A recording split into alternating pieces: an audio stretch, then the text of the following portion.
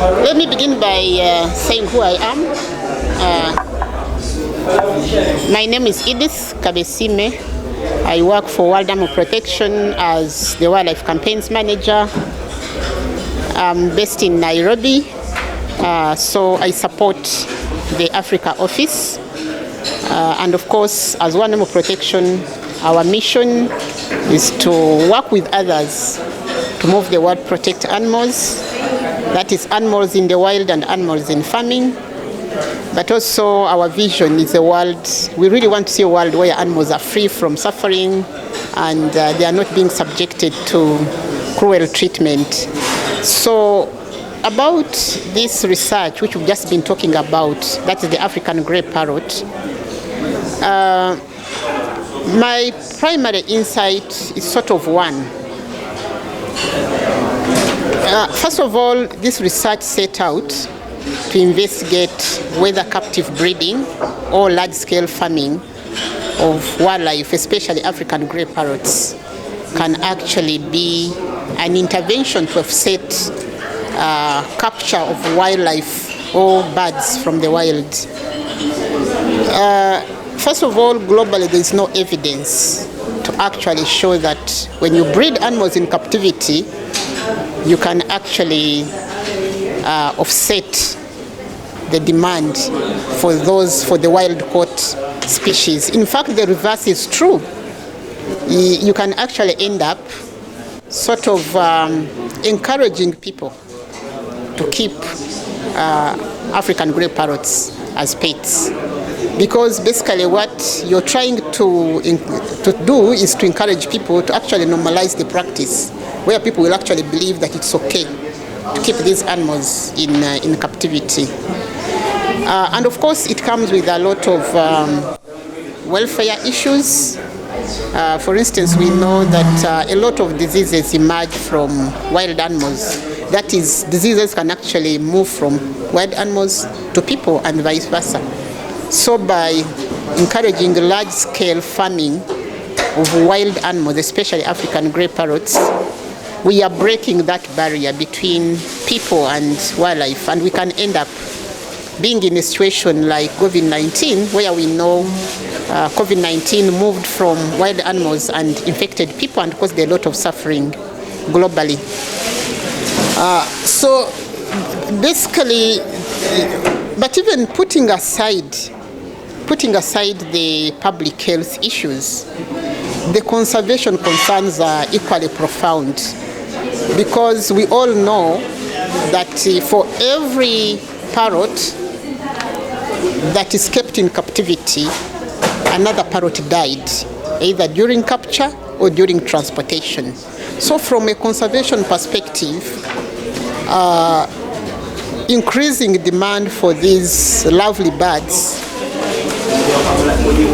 affects their populations in the wild, because when you stimulate demand, basically people will harvest more and more and more and more from the wild, and that certainly will affect the populations in the wild. So large-scale farming, especially for commercial purposes, doesn't really serve a conservation purpose, but instead increases these birds' vulnerability to trapping, to poaching, and trade. As you are finding a solution to this business, what do you think we should do, but how should we go about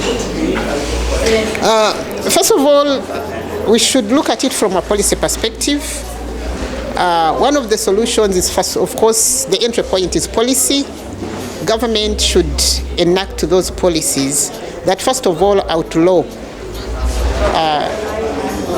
breeding of wildlife, including African grey parrots, especially those wild animals that are threatened, like the African grey parrots. Because if African grey parrots are listed on Appendix 1 of the CITES, that is the Convention on Trade in Endangered Species, then why are they not given the same status or the same treatment as the gorillas or the chimpanzees or the elephants and all the other species that are listed on Appendix 1? So basically, the African grey parrot should be as important as the chimpanzee, it should be as important as the gorilla, because from an international perspective, they have the same status. Therefore, they should be accorded the same protection. Secondly, government should focus on protecting their habitats. Rather than breeding animals, the parrots in captivity, as a conservation tool, government should actually look at the underlying causes.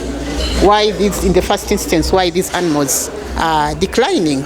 So habitat protection is one of those measures government needs to really focus on. Habitat protection not only inside protected areas but also outside protected areas, because we know there are many forest patches outside protected areas where some of these birds reside. But we also know that most of the deforestation, most of the habitat loss is taking place outside protected areas. Therefore, emphasis should be put on working with communities, working with private forest owners to ensure that those forests outside protected areas, which serve as habitats for African grey parrots, are protected. The other thing is to explore the tourism option, because when communities protect their forests, there has to be incentives for why they need to protect these forests. And if African grey parrots were added on the list of what I would call the must-see species in Uganda, then certainly people would have the motivation to keep those forests, which in turn would provide habitats for African grey parrots. And we can actually develop, as a country, we can develop tourism around African grey parrots, so that when tourists come to see the chimpanzees, they come to see the gorillas, they come at the same time see the African grey parrots. And I think birding as an industry, as part of the tourism industry, can actually be developed in this country, so that as we protect the other species of birds, the African grey parrots are also part of the menu.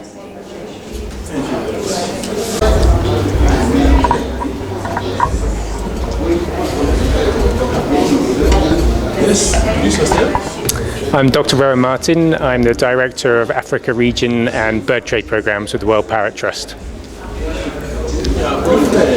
What's in your research and what you recommend as to protect some of these endangered species, the African grey parrot? So wild populations of African grey parrots have declined massively in recent decades, and a big part of this is due to the trade in wild parrots taken for the pet trade. Many of them are exported internationally, but some of them are kept as pets within Uganda and other countries. We're very concerned about the scale and scope of this trade and how it's continuing to drive declines of populations in the wild. And we are, sorry, is that all right, that sort of thing? Yeah? So we've been conducting research into the threats and the status of wild populations of grey parrots, and we're deeply concerned that research is showing that populations in a number of places have declined very rapidly. That's as a result of loss of habitat, particularly nesting trees that the parrots need to nest in, but also trapping for the pet trade. There's a very significant demand for parrots to be used as pets, both within Uganda and internationally. To address that problem, there's a real need for a multifaceted, coordinated effort to reduce demand for parrots. So to raise awareness amongst people about the unsuitability of parrots to be kept as pets and the impacts that it can be having on wild populations.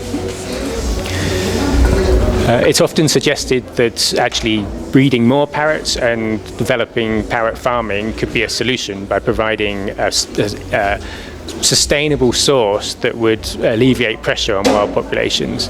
But some of the recent research that we've been doing, we did a big review into some of the key assumptions behind that argument that this could be a useful strategy for addressing trade. And we found a worrying number of red flags, ways in which that trade could actually have the opposite effect, and instead of easing pressure on wild populations, it could stimulate it. That's through providing opportunities for laundering wild parrots through those captive breeding facilities, creating demand for breeding stock, so the parrots that would be used within those parrot farms, but perhaps most concerningly, the risk of stimulating increased demand for parrots. One of the challenges is by promoting and legitimizing the breeding of parrots, you're therefore normalizing and sending a message to people that these are creatures that are appropriate to be kept as pets in captivity, and that could actually run the risk of stimulating a lot more demand for those parrots, and even if a small proportion of those parrots end up coming from the wild, that will exacerbate the threats to those populations that already exist.